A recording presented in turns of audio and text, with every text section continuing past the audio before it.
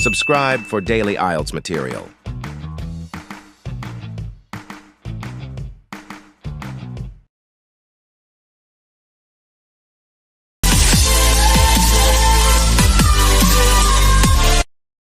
The test is in 4-part, Part 1, Part 2, Part 3, and Part 4. Now look at Part 1. Part 1. You will hear a conversation between an international student and the Accommodation Department. You have 30 seconds to look at questions 1 to 3.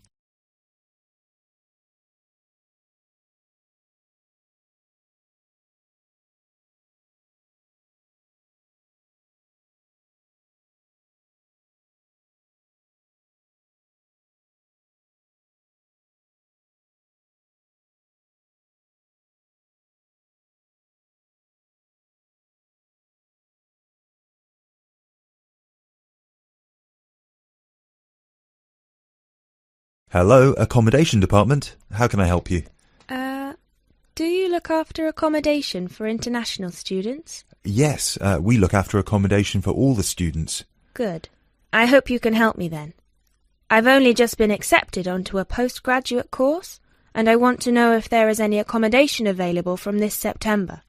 I know it's very short notice. Yes, it is rather late, but I'm sure we'll be able to find you something. First of all, can you give me your name and student number so that I can find you on the system? Sure. My name is Maria Teresa Gonzalez. Maria Teresa Gonzalez. How do you spell that? Gonzalez.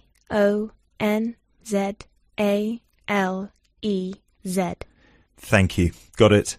And your student number, please? SHU 300715PG. SHU 300715PG. Ah, here you are.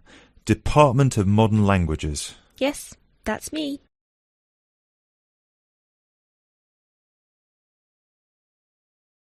You now have 30 seconds to look at questions 4 to 10.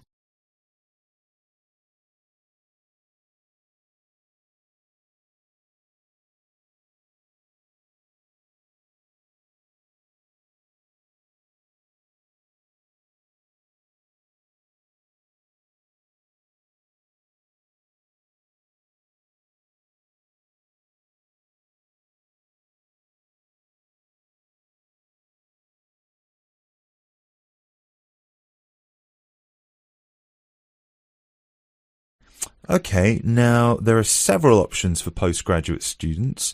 Firstly, there is the Trigon. This is a new block near to the station and not far from the main campus. Accommodation is what we call cluster accommodation. What does that mean? There's a small group of rooms, usually 6, each with its own bathroom clustered around a lounge kitchen area which is shared. Oh, I see. That sounds good. They are very popular. The price for these is £99 per week, and we do have some availability left. However, for postgraduate students, there are other options. And what are they? There's another apartment block called The Cube, located near the west gate of the campus. Accommodation there is in 1 or 2 bedroom self-contained flats.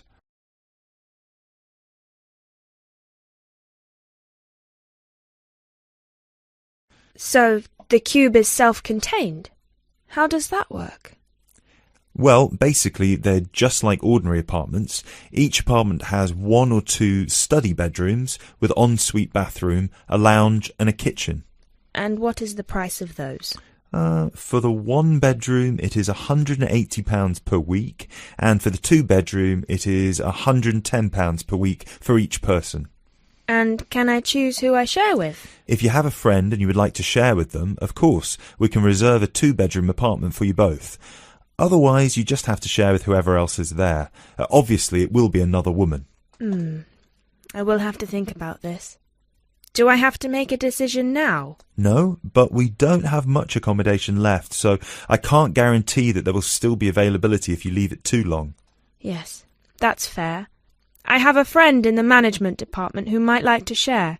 I will speak with her and get back to you this afternoon. Okay, fine. Do let us know as soon as you can. I will do. Thanks for all your help. My pleasure. Bye. Bye.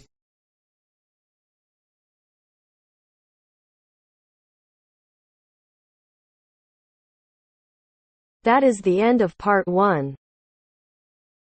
You now have half a minute to check your answers.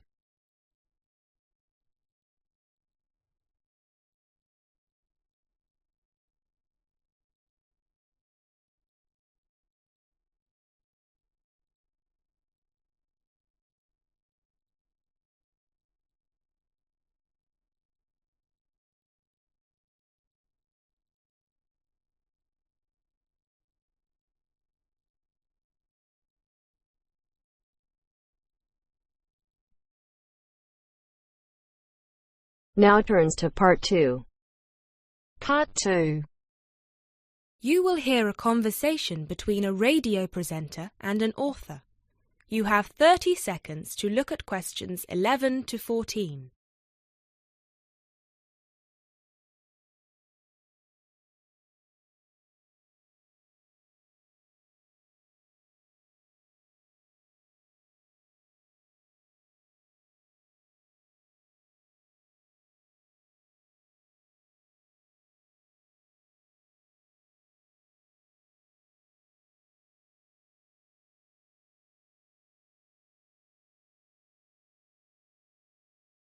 And here with us today we have Patricia Abadan, author of the best-selling book Beginner's Guide to Self-Publishing and owner of the self-publishing company Make a Book. Hello. Hello, Patricia. Now, I know a lot of our listeners are interested in self-publishing their novels, but they don't know where to start. As a successful self-published author, what would you say are some of the pitfalls they'd need to avoid? I'm glad you asked that, Mark. The thing is that with the e-book revolution that started in the early 2000s, we experienced a shift in the literary market, and suddenly aspiring writers didn't have to rely on agents and traditional publishers anymore to get the opportunity to publish their books. But just because we can publish, does that mean we should? For me, there are 4 questions that each writer needs to ask themselves before they attempt to join the market. The first question is my book ready? One of the biggest mistakes new writers do is that they get so excited with the prospect of publishing their book that they rush through the process and they don't bother with the technicalities such as thorough editing. And they should, because editing is about 50% of the final product. It's not as glamorous as the process of actually creating the story, but it's just as important. The final product needs to be immaculate. Not just in terms of grammar, but also in terms of plotting, characterization, and even spelling. Secondly, do I understand the market? Unless you're publishing just for your friends and family, you need to have a sound marketing strategy. The beauty of self-publishing is that anyone can do it, but that also means that you're fighting for attention against millions of other titles. Do you know what sets your book apart? Do you understand who your audience is and how you're going to reach them? Do you have a solid presence in social media? In general, do you know how you're going to sell the book to people? The third question, and I hope I don't sound too pragmatic, is, have I worked out how much money I'm willing to spend? This extends beyond the cost of self-publishing itself, obviously. There's the cost of advertising, the cost of proofreading and copy editing, the cost of giving away free copies to reviewers, and let's not forget the cost of a professionally done cover. The truth is that the more you see your book as an investment, the more of a return you're going to get. But either way, you need to know what your available funds are. And the final thing is something most writers overlook, but it's just as important as the other 3. Have I started my next project yet? Remember, one book is never going to make you rich, and it's never going to make you famous. If you want to succeed, you need to keep writing and keep publishing as many books as you can. That's how you build an audience, and how you get your book to the top of the charts.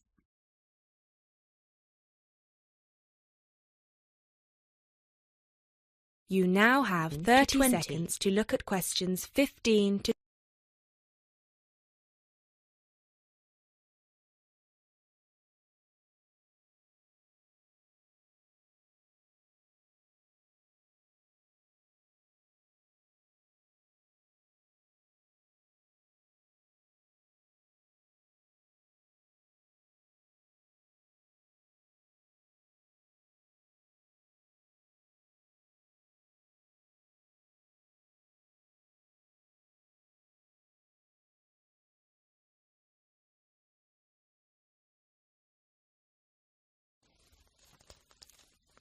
Thank you, Patricia. So tell us, how did you do it?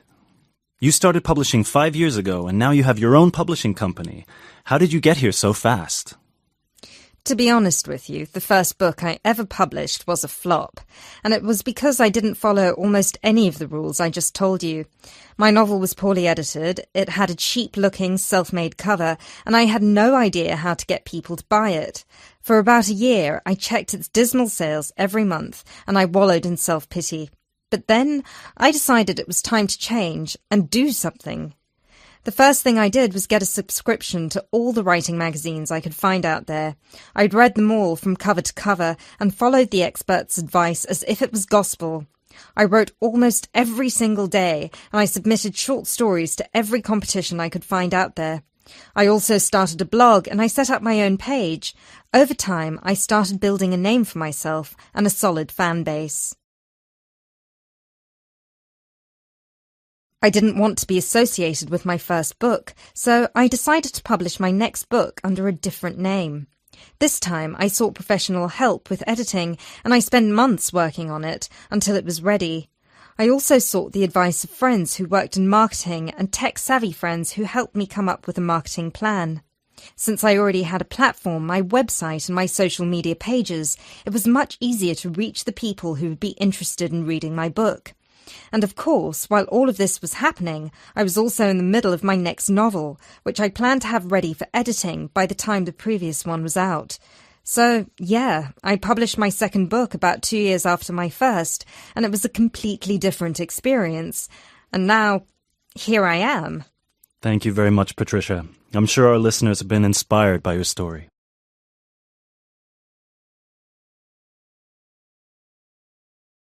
That is the end of You now part have 2. half a minute to check your answers.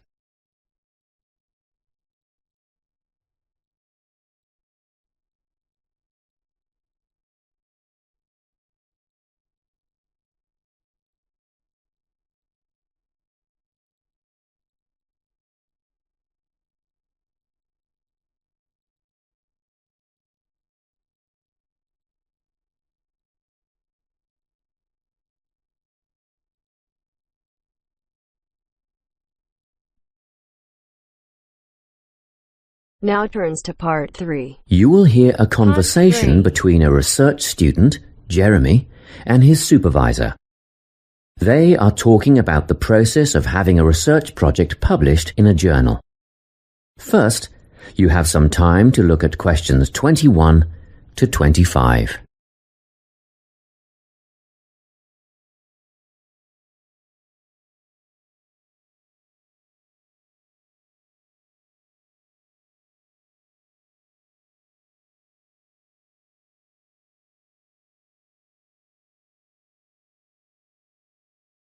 Listen carefully and answer questions 21 to 25.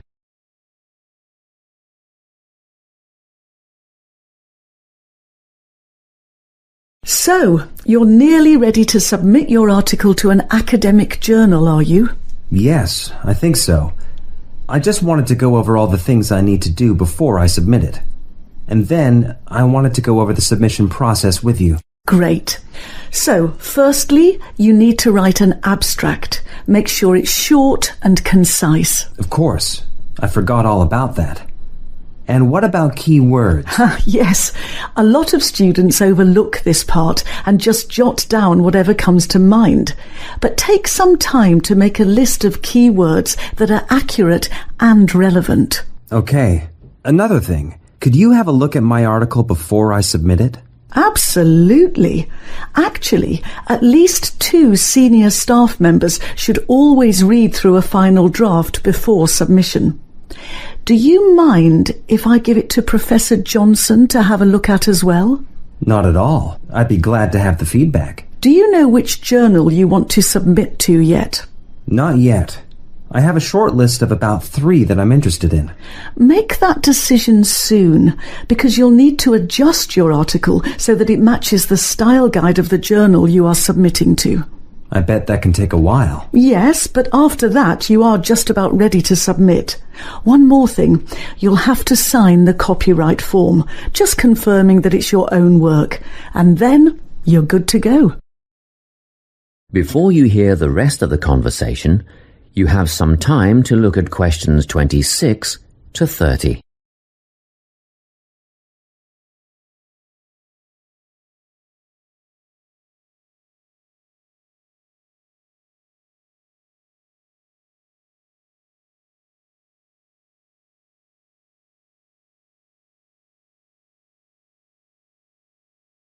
Now listen and answer questions 26 to 30. Now, the submission process. How does it work exactly? Well, the first thing is to just send it off. You've got to send in the manuscript before anything else can happen. Sure. And then should I call to check if they have received it? No need for that, no.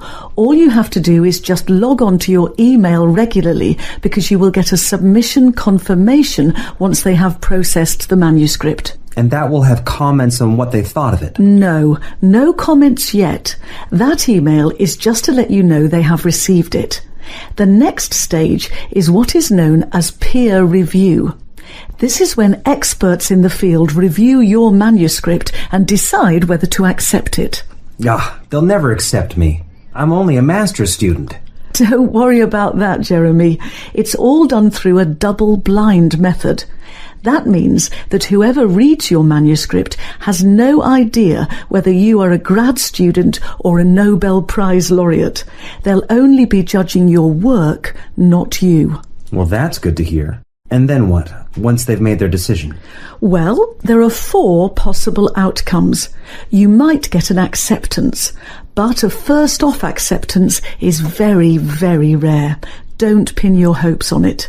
You could also get a rejection, but these don't happen very often either. I don't think this will be a problem. What do you think I'll get? If you're very lucky, you'll get a conditional acceptance. This means that they've accepted the article and it will be published, but you need to tweak a few things first. A sentence here, a heading there, nothing major. That sounds good. But to be honest, you will probably end up with a revise and resubmit. This means they are definitely interested, but you will need to rework the paper before it's accepted. The necessary changes will be outlined by the reviewers. Okay. So I just fix the things that need changing and present it again? Yes, but include a cover letter that discusses the changes you have made. The same goes for a conditional acceptance, actually. It helps the reviewers see that you've taken their criticism seriously.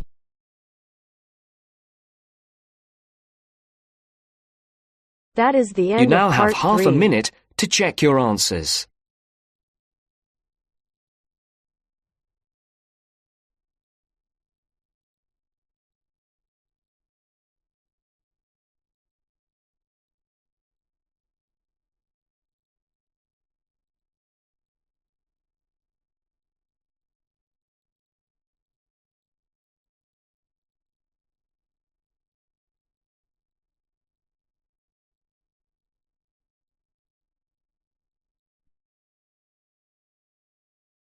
Now turns to part 4.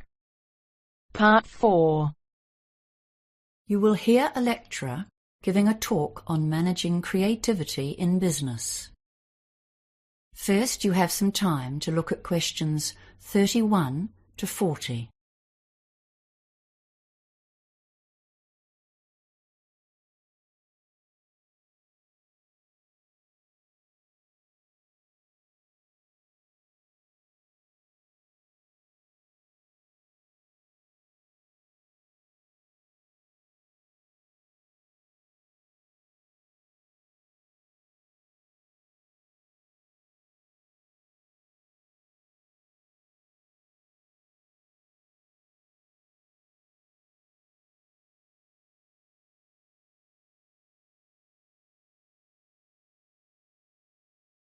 Now listen carefully and answer questions 31 to 40.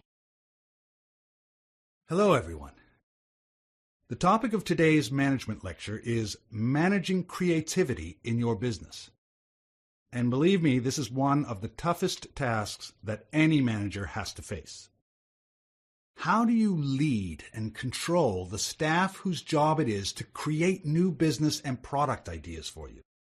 They are the ones full of creativity and imagination, so they need to have a lot of freedom. After all, they are the people who are paid to come up with new ideas.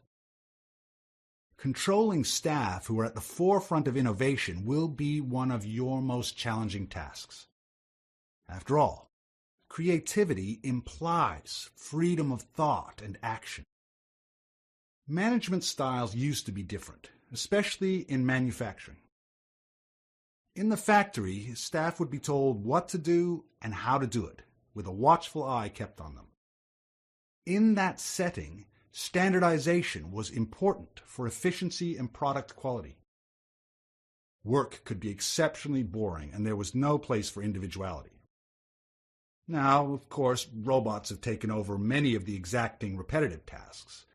Nowadays, we employ far more people to generate business than to manufacture products. It's very competitive out there. Innovation. That's what our modern consumer craves. Successful companies have got the message. We need lots of new ideas. And now we employ bright young minds to come up with them. However, these ideas have to be implemented to make a change to our profits. So we have to find staff with entrepreneurial flair and be ready to listen to them and support them to follow through on their ideas.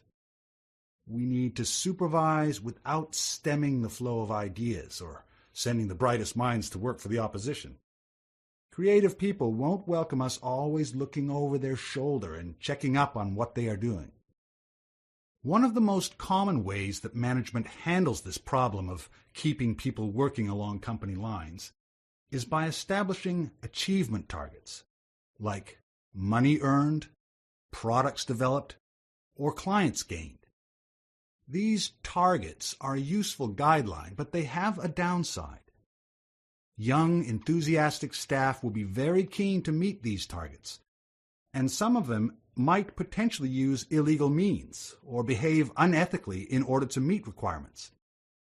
For example, by offering bribes to gain sales, or making their sales numbers or earnings look higher than they are, or even threatening or criticizing other staff to get a job completed. Achievement targets are often linked directly to performance bonuses, and this can make a bad situation worse. So as you can see, the standard management techniques can create inherent problems both for the individual and for the company. More recent theorists suggest new tactics for managers. Robert Simons, writing in the Harvard Business Review, has added some new concepts to the thorny problem of encouraging creativity while maintaining a viable business. He suggests 3 control levers to assist in getting positive creative contributions from the workforce. Remember, this is the point. We want creativity, wild, vibrant creativity to compete in the marketplace. Yet we must be careful to keep people on track, sticking to our core business and maintaining the company's reputation. The first of his levers is getting the workers actively involved in the central ethos of the business. One of the most common ways to do this is to create a mission statement. But along with that, many businesses have some kind of motto, which summarizes their key idea. For example, the most durable tools in the world, or perhaps the customer comes first. Whatever it is, you'll want your bright minds to believe it and act on it.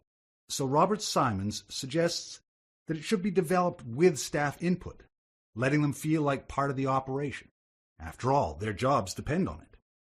A second lever was once described by Charles Christensen, professor at Harvard Business School, as the power of negative thinking. You can't continually instruct your creative minds on what they should do.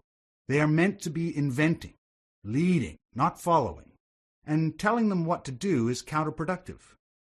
But you can tell them what not to do, which potential products are not related to the company's objectives, or which strategies or behaviors are unacceptable. This is a tactical ploy to maintain the company's integrity It's absolutely vital to establish boundaries to assist in controlling innovation without suppressing it. The third lever is basically sitting down with your crew to share ideas about the business. As manager, your duty is to stay abreast of the external factors, such as who's competing in your market, how well is the company doing this month, and are you losing or gaining money? Is there some new product seducing your customers? This lever is called interactive control.